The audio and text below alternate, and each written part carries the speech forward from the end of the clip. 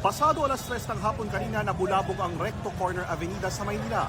Isang lalaki ang biglang pumasok sa isang printing shop, tinutukan ang may-ari ng shop at dinala sa likurang bahagi ng tindahan. Hinahabol umano ng mga pulis ang lalaki dahil sa isang kaso ng pananaksak kamakailan. Ang dami ng pulis lang umabot sa kanya. Wala na siyang choice. Bigla siyang pumasok dito. Nagulat din kami, sir, di kami makapaniwala. Isa sa hiling ng hostage, mabayaran ang utang umano sa kanya at makita ang kanyang ina. Kasi ginagano na niya yung kutsilyo, ginagano na niya. So, nung nag-usap kami, sabi ko sa kanya bang problema, nalaman ko, hindi siya binabayaran ng employer niya. So, it is a financial problem. Mahigit isang oras tumagal ang negosasyon hanggang sa Pinilang ko sa magulang niya, sa nanay niya, yung pera. Sabi ko sa kanya, yumakap ka sa akin, walang mangyayari sa'yo. Ibinaba niya yung kutsilyo, and that's it, na walang nangyari.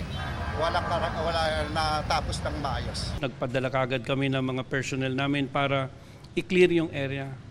Kasi yun ang mismo nakaka-distract talaga pag maraming mga tao. Wala siyang marinig na radyo, wala siyang mapanood na TV.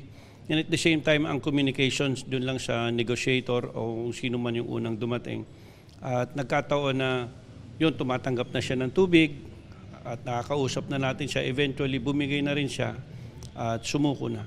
dinala ang suspect sa MPD Station 3. Naharap siya sa reklamong illegal detention, alarm and scandal at illegal possession of deadly weapon. Wala naman po talaga akong balak mga hostage.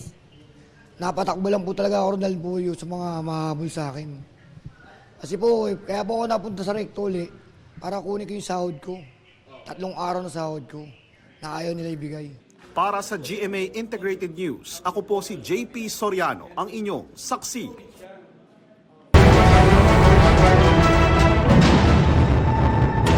Bago sa saksi, halos 4 na oras nagtagal ang hostage taking sa isang mall sa Lipa, Batangas.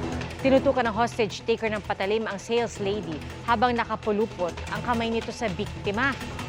At nang makahanap ng tiyempo, doon na dinambahan ng mga pulis ang hostage taker at nailigtas ang biktima.